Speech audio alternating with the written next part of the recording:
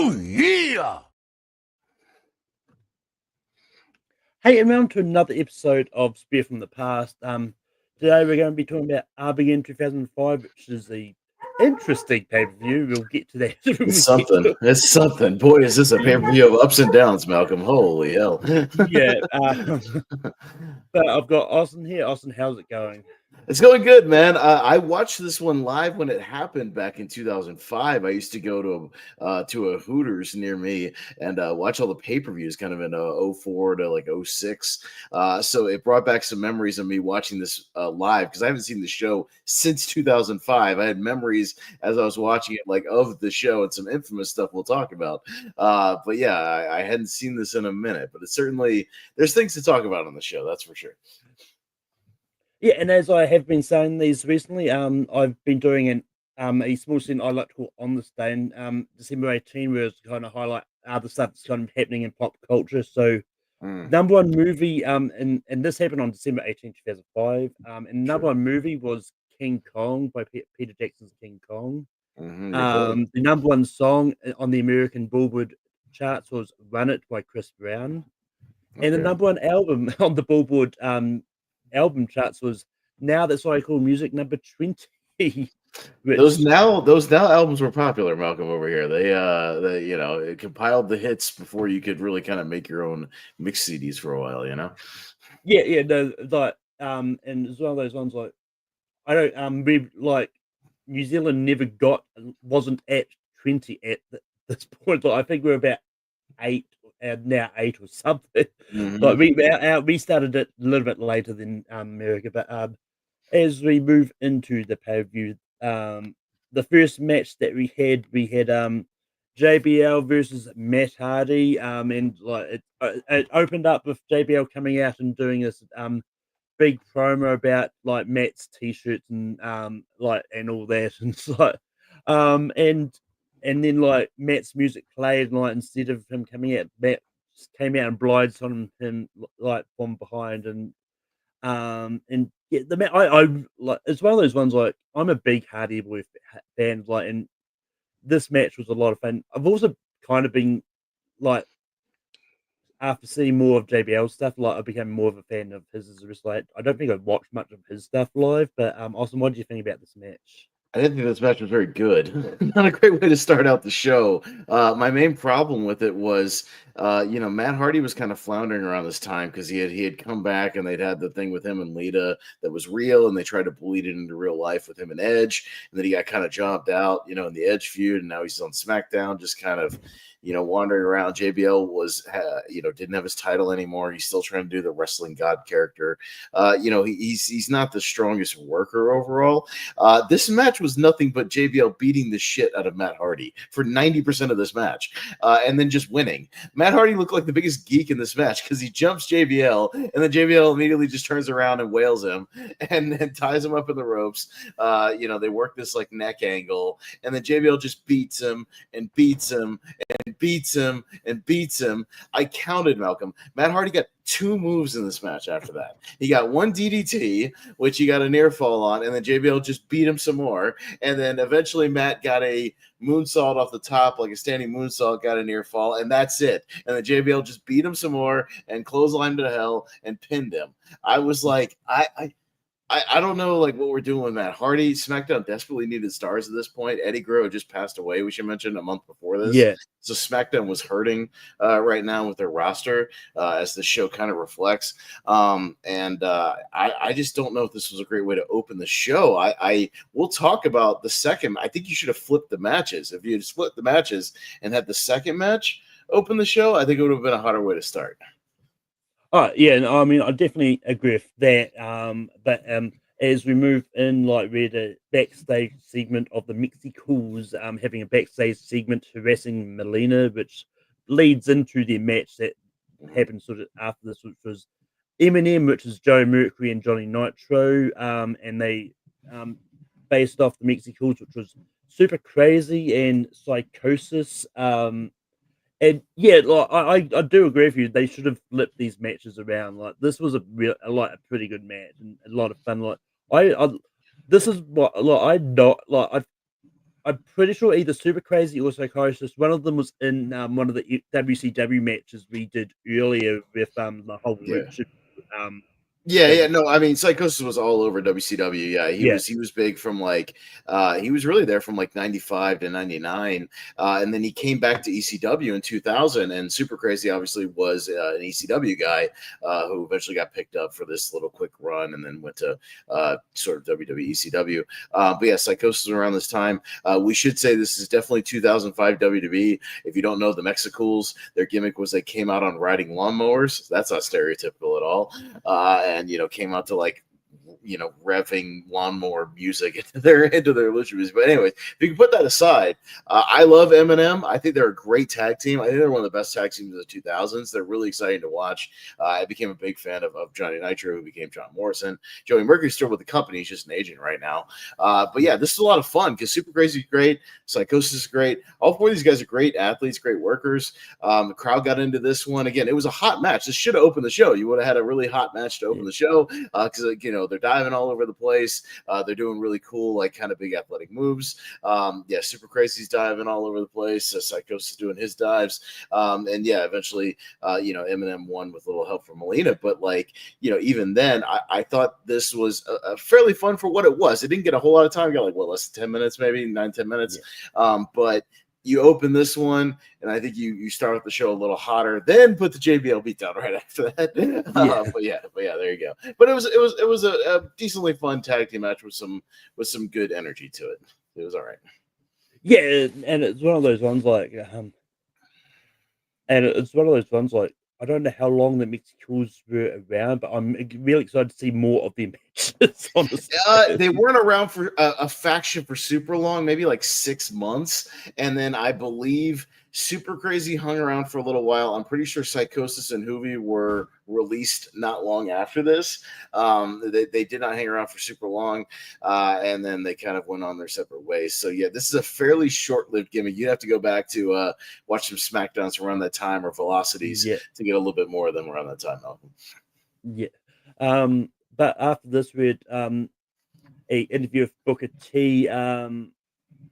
Talking about his match that is pretty much coming up next anyway, which was Chris Benoit versus Booker T for the vacant United States Championship, and which was our best out of 7 match series though in the middle. I've heard a lot about this match series, and yeah, it is one of those ones once again the commentators do what commentators do is they'll go, oh yeah, this is a must win for Chris Benoit. It's like, yeah, he's probably going to win this match because he's down 3-0 going into this match of the best of 7. So yeah, it's almost like when you do a best 2 out of 3 falls, and it's like somebody wins the first one, you think somebody's going to win the second one. But yeah, when somebody's definitely down 3-0, yeah, I'm pretty sure Booker T is not going to sweep this best of 7 in 4 matches.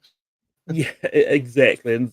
But the match itself, and I've said this before, it's like despite what Chris Benoit did in the past, he is a good wrestler. And it's the match. This is, and I think Chris Benoit and Booker T worked well together.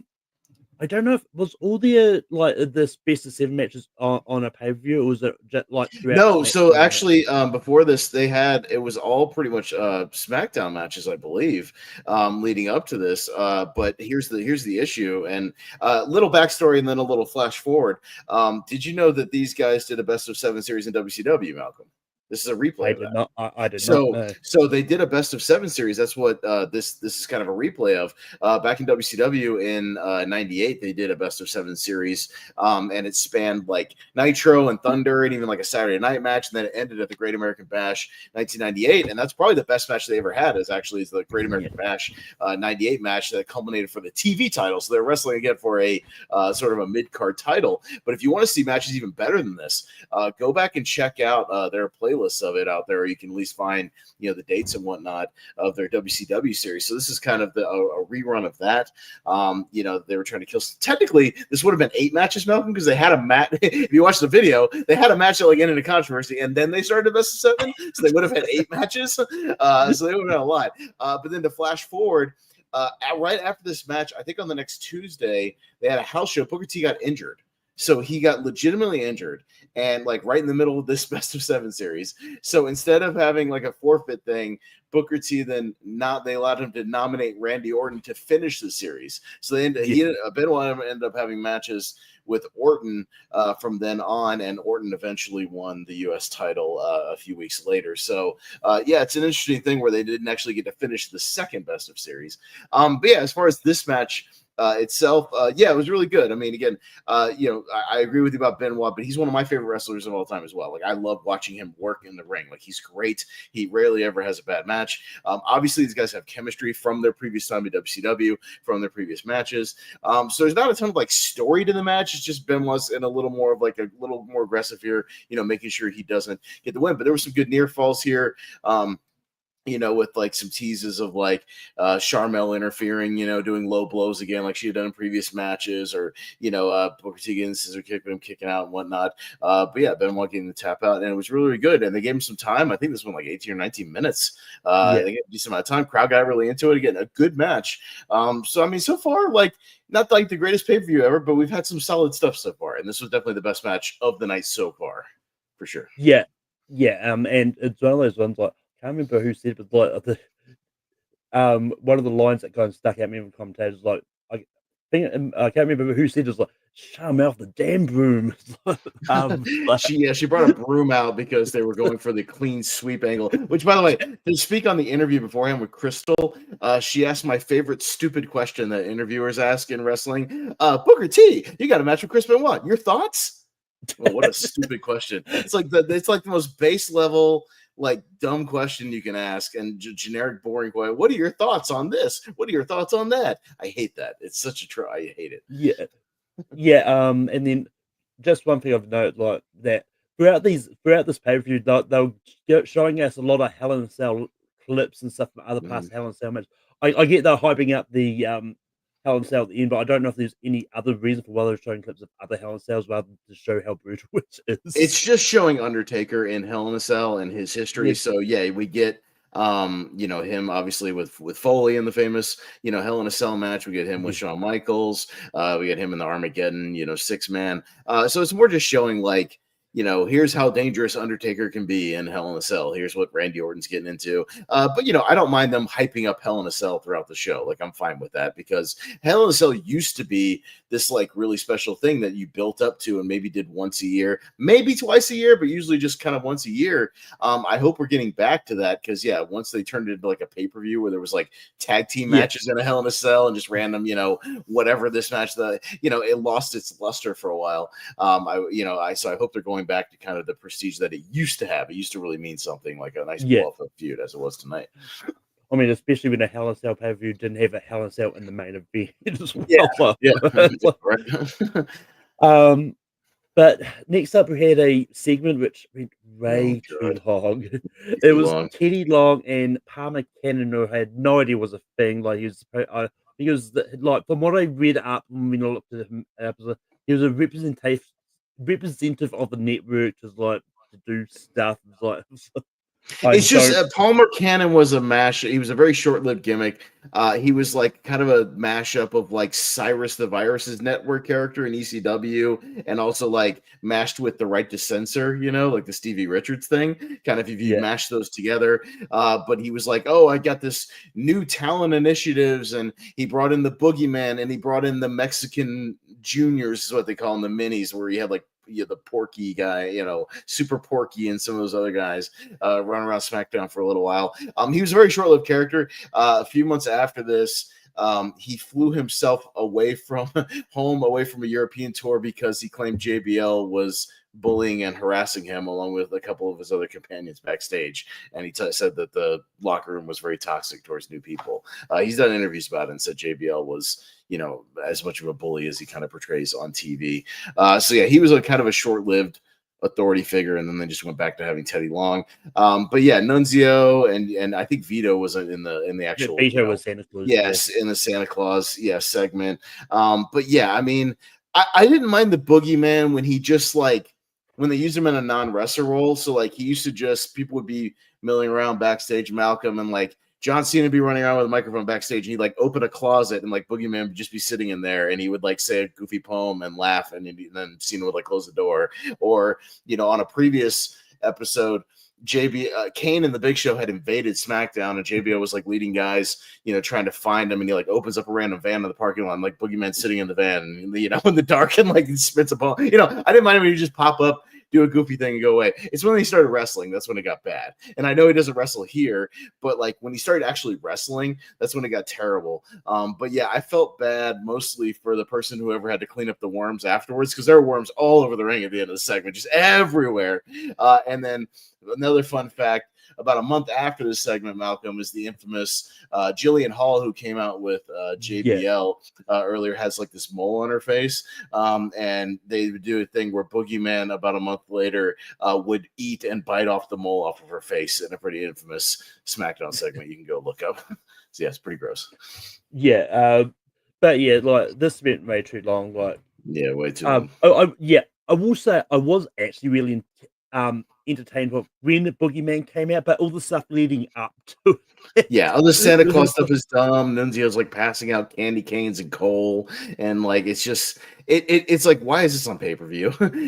Just what are we doing? Like, this is a SmackDown segment, you know what I mean? Like 100%. And I can say that about a couple of things on this show. There were like SmackDown things put on pay-per-view, and you could tell how thin, again, the roster and the storylines were. Some of these matches were made like 2 days before on SmackDown, and you can tell, you know what I mean? Like that they were not quite pay-per-view quality. But yeah, then we had an interview with Randy Orton talking about how the Hell in a Cell match, which is just standard interview. But then next up we had Bobby Lashley versus William Regal and Paul Burchill, who I do vaguely remember. I don't remember too much about him though. But the match was what it is. It was just a way for Bobby Lashley to showcase his dominance. It was like, I think it was like 3 minutes or something. It was like, I think I ended up blinking. It was like, what the hell? The match is over? No, it's basically an extended squash. Yeah, I mean, Regal and Burchill try to get in on him, but eventually just Lashley overpowers them, hits a couple of big power move, power slam, dominator, whatever, pins him.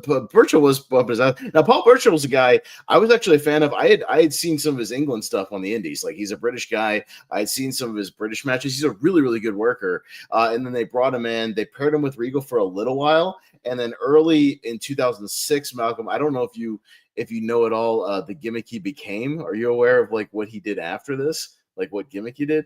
He became a pirate. He became a pirate. Yeah. Do you vaguely know Pirate Burchill? You can look this up. He became like Pirate Paul Burchill. And he would like have an entrance where he'd swing in on a rope, and he dressed like, because the Pirates movies were popular, so it was like a Jack Sparrow kind of gimmick. And he tooled around with a pirate gimmick for a little while. Then he went to ECW on Sci-Fi and did a weird thing where he had his sister out there, and there was a weird incestuous thing with Katie Leah, his like sister, and she was his valet, but they had weird insinuations about their relationship. It didn't go anywhere, and he got released in like 08 or 09. But it's unfortunate because he's a really good worker, but he got saddled with really crummy gimmicks. And he was just kind of generic British wrestler here, unfortunately. Yeah. Before we get into the next segment, I will give a quick content warning. Like, if you're uncomfortable with scenes like self-harm and all that, then I'll leave this up. You can mute the video, and then when you see it come off, then it's safe to turn it back on, because I could talk about these segments. I'm very familiar with these, Malcolm. I'll give some history. I hope you don't mind my history asides. I'm just giving some context for some of the stuff that happened on the show, before and after. But we go we go into this next segment, which was Josh Matthews interviewing Tim Wright at the Friendly Tap, and like, he just keeps drinking while Josh Matthews actually looks like a real dick, but just keep asking him questions and bothering him when he clearly doesn't want to answer anything. Right. Merry Christmas, Tim. How you doing, buddy? But then they go to footage of the last match he refereed, which just happened to be a Hell in a Cell match as well. And then Tim Wright just tells a sad story about how he has nothing and no one since that match, and tells a story. Then Josh goes like, we just want to issue a white Christmas joke. It's like, realize like, yeah, I get it. His name's Tim White. It's like it is Yeah. what it is. But then Tim gets a gun out, making him look like he's going to chase Josh off, but he goes off screen to um, as and we suspect. I think from what I've read about these segments, they happen at multiple times with Tim Oh, White. I'll talk about. I'll fill you in. Yeah, this is one of the most tasteless things I ever did in WWE history, and this is pretty infamous as far as like wrestle crap stuff that really they should delete or try to delete off the internet. I couldn't believe this was still in the network on it. I thought they would have actually censored this off the show by now, because this really probably shouldn't be on the show. But yeah, what happened was, they did this segment where it's insinuated that Tim White shoots himself. He commits suicide. And then but the next week, like on SmackDown, you find out that he didn't. He like shot his toe off or something. He's got like a Band-Aid on his toe. And that turned into, they moved it off of television onto WWE.com. And it became this like weekly thing they would post on WWE.com, and it was, and I swear to God, this is real. It was Tim White attempting to kill himself over and over and over again, and more over the top, played for laughs kind of way. It was played for laughs, which is hard to. You can never get away with this stuff now, Malcolm. Like ever. I mean, can you imagine? Like, yeah, playing for laughs, a dude like going through a mental illness, like trying to kill himself. It was stuff where he was like drinking rat poison, or like a mad cow disease thing where he drank like a thing of mad cow disease. He stuck his head in a fan. He got a hit. He had a sign that said "Hitman." It looked like a Bret Hart thing, but it was a guy, a hitman, shooting him. Like it got more and more insane. Like, and there's like, they did like 16 of these, Malcolm. I swear to God. So that you can find them. They're on the internet if you dare to watch them. But I cannot believe this is still on the pay-per-view on the network. I mean, I'm not usually for like censorship, Malcolm, or like erasing history, but like this stuff is like, there's no need for this to still be on like this broadcast. You know what I mean? Like they need to get rid of this. Well, to add to that, like I watched this on Netflix. Like they didn't edit any of these when they put them on Netflix. No. It's like and the thing that made this segment super awkward is like Josh was standing there and then like, no, it's like, get the phone, call the police or something. No, Don't yeah, just stand and every one of the segments became like a thing where you had like almost like a catchphrase where Tim White would go to do something and he'd go, "Mr. White, that's not wise." That was his thing. That's not wise. That's not wise. And just it was, and I think it ended.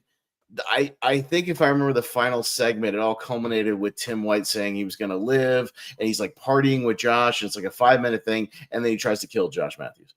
And that's like the segment, or it insinuates that he killed Josh Matthews, and I'm like, what? Like this? It's absurd. It's infamously bad. It's in poor taste. All of the above. And yeah, they really should do their best to just get rid of this from history, honestly, because I remember this vividly.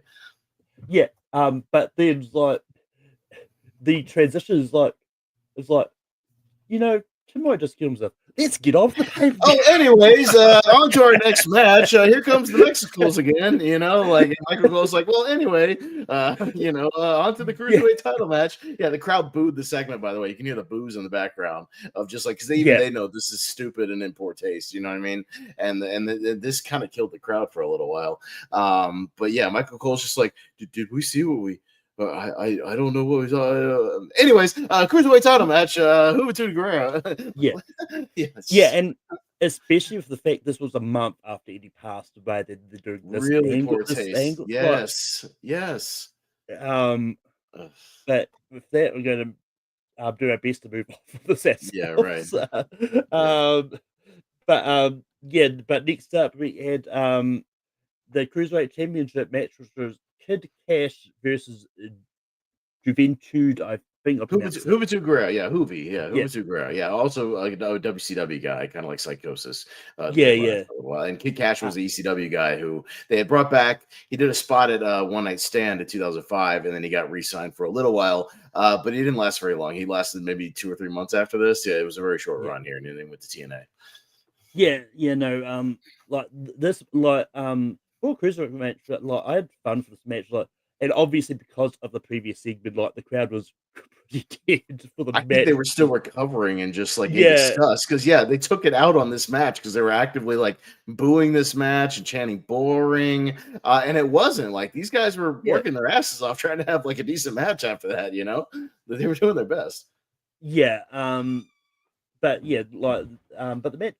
I mean, I on the match. I thought it was fun. And yeah, Kid Cash taking the cruiserweight championship. Like, I don't know much. I actually don't know much about Kid Cash at all. I don't know if he's had a long last as well. No, yeah, I mean, he like I said, he was an original ECW guy, and he came in ECW in like I believe like '97 or '98, and he got pretty popular for a while because he would hit some of the biggest dives ever. I remember seeing that dude springboard, and get like ridiculous air, diving on like crowds of people, 10 guys at a time. There's a spot where he jumped on like 30 guys, this domino effect. He got pretty infamous for being a really good high flyer. He had a fun little rivalry with Rhino in ECW for the TV title. And did some ridiculous stuff there. So I was a fan of the guy, and I knew him from ECW. But yeah, they cut his hair. He used to have long flowing hair. I don't know why he cut his hair. He needed the long hair desperately because it just made him look a little bit cooler because they cut his hair and he didn't look as cool. But yeah, I mean he's a really good athletic guy. They just didn't let him hit his big giant dives like he used to, which I think would have helped his popularity. Who he's doing his best. He's kind of hit or miss, especially in WCW. He was always kind of hit or miss whether he'd have a good match or a bad match. But he's working with. He catches a good worker. They have a pretty good match here. Yeah, good looking Hoobie driver. Yeah, some good dives. Cash had a good kind of double jump moonsault. Then he had a really good brainbuster, like for a finish. Like they look pretty solid. These guys like work their tails off, man, trying to get the crowd into it. I think the crowd popped a little bit here and there. Kid Cash will win the title and drop it pretty quickly after. I think to Shane Helms, Gregory Helms. So yeah, he wasn't around for super long, but I thought it was a pretty solid match for what it was. It's just the crowd just didn't care, unfortunately. Yeah. But yeah, but then next up we had Big Show and Kane, who I'm going to point out were on Raw at this time. Yes. They were doing the Yes. Versus Rey Mysterio and Batista. I think were they both the tag team champions, or was Rey part of the tag team champions and Batista heavyweight champion, or Yeah, Batista was a double champion right now. Yeah, he was world yeah, heavyweight champion, and they were tag team champions going up against the Raw tag team champions. Yeah, yeah, Big Show and Kane, but it just showed again how much their roster was hurting trying to put this pay per view together when they got to recruit the Raw tag team champions, to work these guys. and I think from what I read, Batista just recently come back from injury as well. Well, he was still hurt. No, he was still hurt. So he had a lingering back injury even going into this. That he really needed to take time off for. He was working this match and even this month with a torn back muscle. But again, the problem was Eddie passed away. They needed Batista. They didn't have a lot of big stars on the show, so he had to kind of hold on and work hurt. And then unfortunately that led to, I think in January or February, he tore his bicep as well and just had to be off TV for 6 months to get surgery in a match with Mark Henry. So then they were really hurting. But yeah, he worked this match hurt, which is why he didn't do a whole lot till the very end. Ray works most of this match. It's a big man, little man stuff, but Ray's fun to watch for what he is. He works well, with Kane and whatnot. But there wasn't even a hot tag. That was the weirdest part of this match, Malcolm. It's like they're working this match. Batista, like you think they're going to set up for the hot tag to Batista, right, to come in and clean house. But they like stop the hot tag, and then Batista just comes in and wipes out the big guys. He's like throwing Big Show around the table and whatnot, and then back in the ring, Kane chokeslams Ray and just pins him. You know what I mean? Like it was just weird. But when you know the backstory that they were kind of hiding Batista's injury, it makes a little more sense. But yeah, they would end up losing, I believe, to Eminem like a week or two after this or something and dropping the title. So it wouldn't last very long this time. Yeah, it's one of those ones. Like, I always find it posed like, especially when Roman was champion, like they were complaining about Roman not defending his title on pay per views and and then like this is pay per view where I don't get it. They were he was double champion anyway, and he was hurt. Like him not doing a long singles match is probably smart for him at this point. Yeah, and he didn't even actually, drop the title in a match. He ended up just vacating because of the injury, unfortunately. Yeah. So, when he tore the bicep as well. So it's just an unfortunate situation kind of all around. Yeah, I mean, as well as ones like, for a SmackDown pay per view, I'm kind of surprised I had the War Guys win. Yeah. Well, and the way they were hurt, they should have just had it be for all the titles and have Big Show and Kane just take the, all the belts and then just have them bounce between the two shows. And then they could have like Yeah, put the SmackDown titles on the line on SmackDown and maybe lose them, those, but keep the Raw titles or something. You could have done something yeah, like that. You know what I mean? At least they were healthy. They weren't hurt. And you could have done something unique with that at least. And that would have saved it all. But this was a non-title match. So that didn't happen. yeah. Um, but yeah, and moving on, we've now got the Hell in a Cell match with The Undertaker versus Randy Orton, with Bob Orton by his side, and he was ultimately released shortly after this because of this match. We'll get into it. Yeah, there's a story behind that. We'll get into it. Yeah. But yeah, like for Hell in a Cell match, I do think this was a really good a really good one. Like I mean, both Undertaker and Randy Orton are really good workers, and they do well. And this was definitely deserving of the main event too. But then like Bob Orton gets involved and like hands a chair and all that, and they're attacking the parent, and then the story is Bob Hitch apparently had hepatitis C and didn't tell anyone about it. I think Undertaker was like, from what I understand, Undertaker was pissed about it. And, So Undertaker was pissed about it because he had a doctor friend who yeah, actually tested Bob Orton or something like that, and then and John Laurinaitis wasn't going to tell Taker, but Taker found out about it because the doctor was his friend, and he was pissed about it because it's a pretty well known rule if you have something like Hep C, and I've dealt with this even on indie shows as a ref, like the people who have it's a no to like bleed, like you can't, because that is contagious, like you can pass that on to somebody if they have an open wound themselves or gets under their skin or anything like that. You can get Hep C from a guy bleeding on the mat, bleeding whatever. And I thought it was legit bust open at first, but then on the second watch, he actually does kind of cut himself because it's one like right above his eye. But the problem was he's bleeding all over the ring later when he gets in the cell, and Taker's there, and he's busted open, everybody's busted open. And it was a sticky situation. Luckily Taker got tested right after the match as well, like a day later, and he was fine.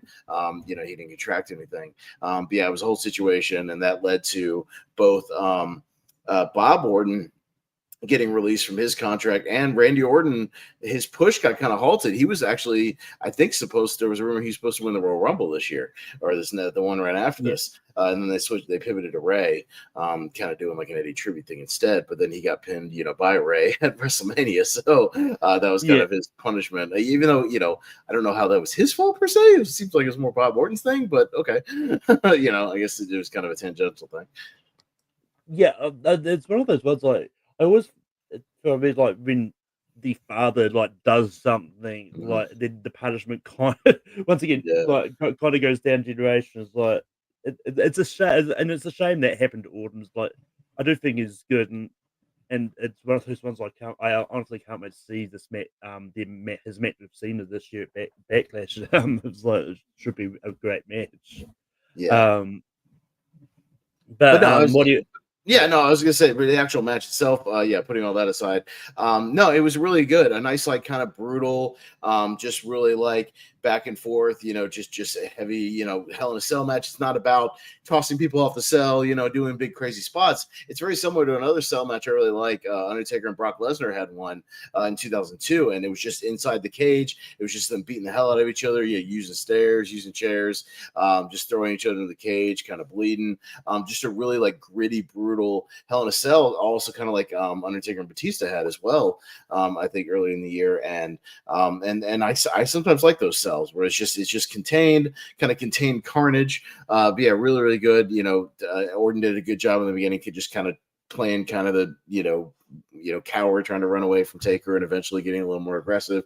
There was a few like unprotected headshots with chairs that I don't love, going back and watching, Orton just getting slammed with the chair a couple of times right in the head. No one know about concussions. Not great. His splash off the table or onto the table, Taker looked pretty good. And he had to be careful with that, not to bump his head on the cell as he's jumping off the top rope.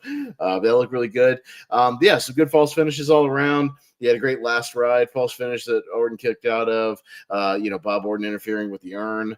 That was a good falsie that looked nice. Orton turned tombstone into his own tombstone. That was pretty good. And yeah, and a great sell from Randy Orton once Undertaker hit the actual tombstone. He had a nice little kind of convulsion sell, looked really good. But yeah, this is kind of a hidden gem, Hell in a Cell, that a lot of people sort of forget about. But I think it was really, really good, and at least helped to cap off the show in a positive way for a show that had ups and downs. At least they had a really, really good main event, here, and I enjoyed it. But as we move on to segment I like doing is like, you go back in time and change one thing about this pay-per-view, what would you change? Can I change two things? Well, because one involves a match and one involves a segment. Can I do two? Yeah. Well, I mean, one of them I'm probably going to do. That's what I mean. Okay, yeah. I mean, okay. If I could just take one thing away from the show, I would omit the Tim White stuff altogether. Just cut it from the entire show.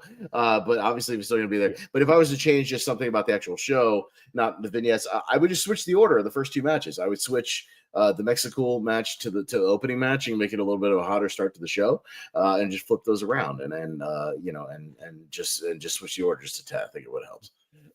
Funny enough, I was going to say the same thing. Yeah, I know. You get rid of the Tim. If I had to do just one thing, get rid of the Tim White segment, just altogether. Get rid of it. Just cut this whole segment. Yeah, everything. Just cut all that. That segment kind of killed that last half. Yeah. Oh no, 100%. So yeah, you kill that segment. But if I'm talking about just the matches, that's what I would do with the matches. That sort of thing. Yeah. But overall, what would you rate this pay-per-view out of 5 stars?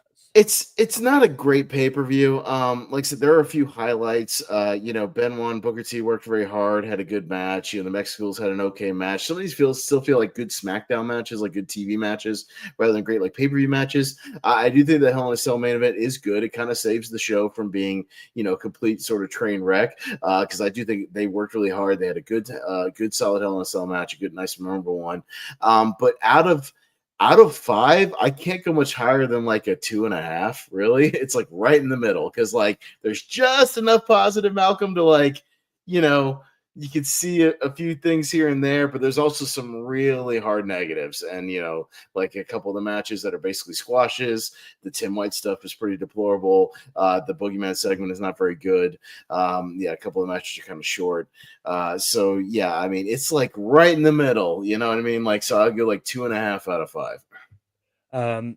Yeah, I mean, for me, I'm probably a little bit higher than you, but not by much. There's like a lot of the matches I did kind of enjoy. Once again, my negatives are pretty much the same as you. Like Tim White stuff was really stupid. And it's not the first time I've seen it. I think I've seen it in some like in a Watch Mojo video or something. It's like, oh yeah, no, probably like worst or most obscene, WWE storylines or whatever, something like that. Yeah, no, 100%. It's like that, and the Katie Vick stuff, all that stuff. Yeah, no, stuff you would probably get rid of now.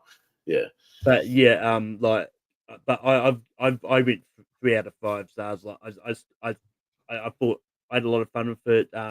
And yeah, I think the Undertaker Randy Orton match saved the show. Like, it definitely deserved to be the main event. Like, sometimes on this, I've seen a match that should have been the main event. Like, the main event was the main event for us. No, very, very good. Yeah, definitely. But it's time to spin. Then we'll see what the next pay-per-view I'll be talking about is. As the wheel is spinning. The blob of pay-per-views. It's like Jordan's wheel of movies. Like the Triple H logo in them. It sure does. Yeah, that's a real Clash of Champions 1990. Okay. All right. Well, I'm probably going to spin away from that just because I don't think it's on YouTube yet. And like WCW. Oh, you have to find something that you can watch. Yeah, no, I get it. So mostly WWE stuff, right? Yeah, unless you can find it on mostly. There is some WCW pay-per-views on the WCW YouTube channel. Right, they're starting to upload like a WCW Vault channel on YouTube, right? Like with some pay-per-views and stuff. Yeah.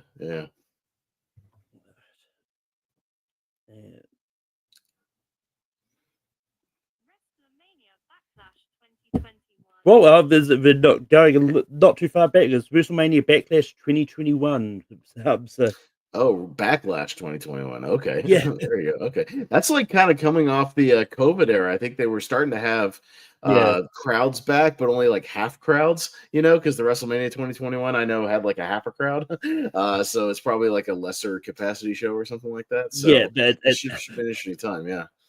Back when they decided, like, we'll add the word WrestleMania to Backlash because Yeah, it WrestleMania. I hate totally that. misses I hate that. It's a stupid it. decision. I'm glad they got rid of that finally. It's just Backlash this year.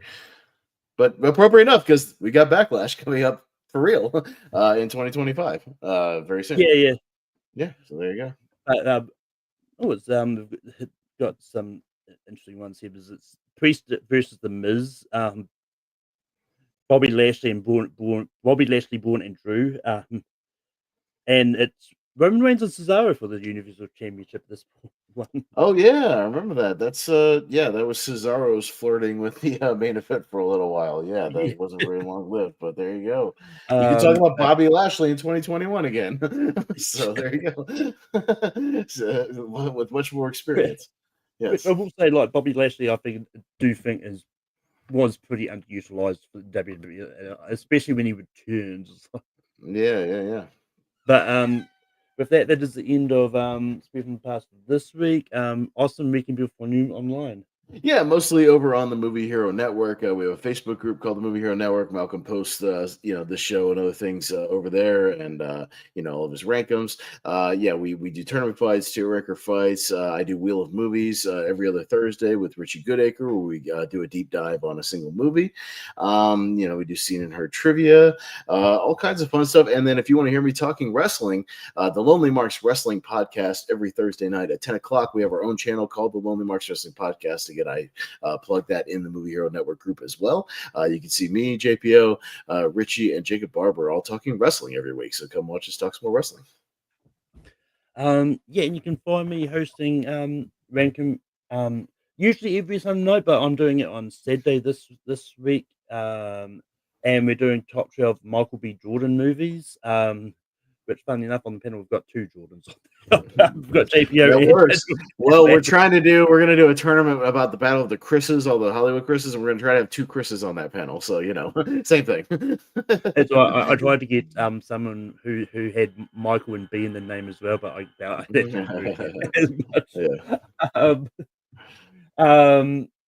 But you can also find me on Sunday night. I'll be doing best of the worst on the Movie Network. We're doing family movies, which we started in January, and we've only gotten to part 2 this time round.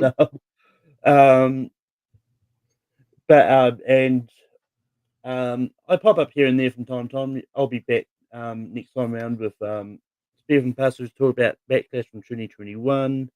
And yeah, but until next time, we'll see you later. Find something to go out on.